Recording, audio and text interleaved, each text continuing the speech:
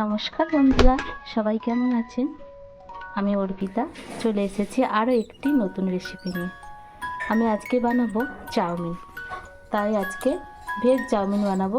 তাই জন্য আমি এখানে নিয়েছি আলু, গাজর, এখানে নিয়েছি ক্যাপসিকাম, এখানে নিয়েছি বাঁধাকপি, আর এখানে নিয়েছি কাঁচা লঙ্কা, এখানে ধনে পাতা, এখানে সয়া সস আর চিলি সস একসাথে মিক্সড।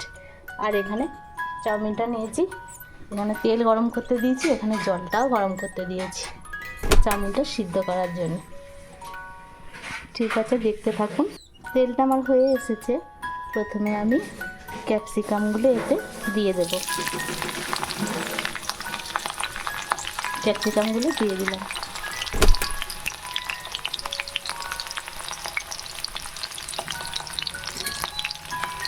ক্যাপসিকামগুলো হালকা একটু নেড়ে নেব।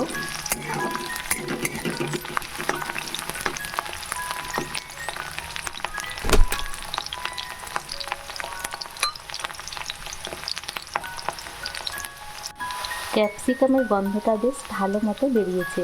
এরপর আমি কি করব, এখানে গাজর আর আলুটা দিয়ে দিই। বাঁধাকপিটা আমি দেবো না, কারণ বাঁধাকপিটা আমি একটু গরম জলে ফুটিয়ে জলটা ছেঁকে নিয়েছি। বাঁধাকপিটা আমি একটু পরে দেবো। দিয়ে দিলাম, একটু নেড়ে চেড়ে একটু নুন দেবো, দিয়ে আমি ঢাকা দিয়ে দেবো এটা।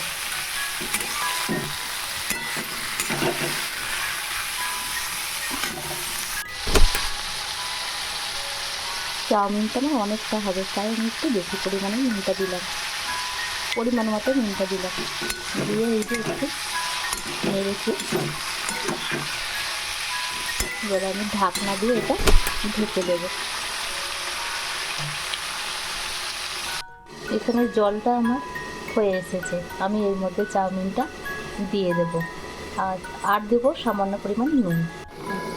এবারে আমি এর মধ্যে চাউমিনটা দিয়ে দিয়েছি, তো এর মধ্যে আমি এবারে নুনটা দিয়ে দিলাম। এটা ফুটে গেলে আমি সাথে সাথে আমি ওই পেতেটার মধ্যে ঢেলে দেবো জলটা ঝরার জন্য।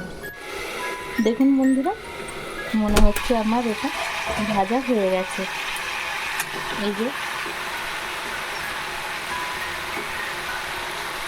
আলুগুলো খুব সহজেই কাটা যাচ্ছে। আচ্ছা, এরপর আমি কী করবো, কাঁচা লঙ্কাটা আর বাঁধাকপিটা আমি এর মধ্যে দিয়ে দেবো।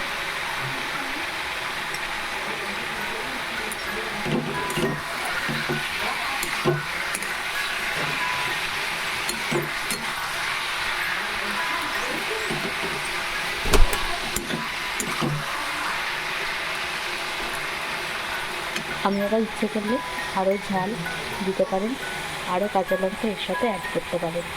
এদিকে আমার এটা হয়ে গেছে, আমি এটা ওই স্ট্রেনারটার মধ্যে ঢেলে দেবো জল ঝরার জন্য। এই যে আমি চাউমিনটাকে সিদ্ধ করে এর মধ্যে ঢেলে দিয়েছি স্ট্রেনারটার মধ্যে, জলটা ঝরে যাবে। আর এদিকে আমার বাঁধাকপিটাও ভাজা হয়ে গেছে, একটু ভাজা হয়ে গেছে। এবার কী করবো, আমি এর মধ্যে সয়া সস আর চিলি সসটাকে অ্যাড করে দেবো। একটু নেড়ে নিলাম। এর মধ্যে আমি চাউমিনটাকে অল্প অল্প করে দিয়ে দেব।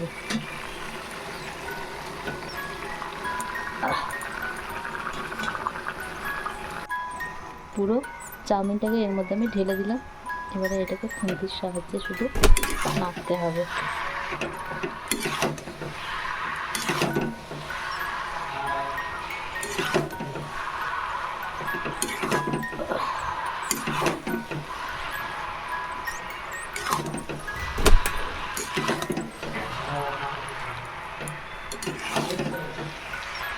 সয়া সস আর চিলি সস দিলে চাউমিনটা না খুব সুন্দর হয়। যেহেতু এটা নিরামিষ, এর মধ্যে কোনো পেঁয়াজ বা রসুন রসুনটা দেয় না, কিংবা ডিম, এটা হবে না। শুধু সবজি দিয়ে করেছি আমি এই চাউমিনটা। এই দেখুন, আমার চাউমিন রেডি। ওপর থেকে একটু ধনে পাতা দিয়ে দিলাম, একটু মিশিয়ে দেবো একটু গার্নিশের জন্য আমি রাখবো।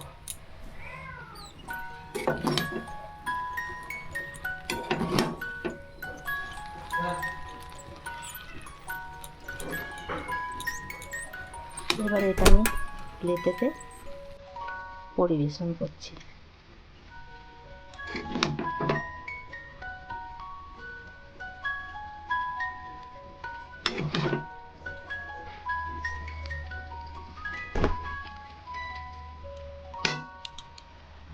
এই দেখুন কতটা পিসফুল হয়েছে, দেখতে কতটা সুন্দর লাগছে।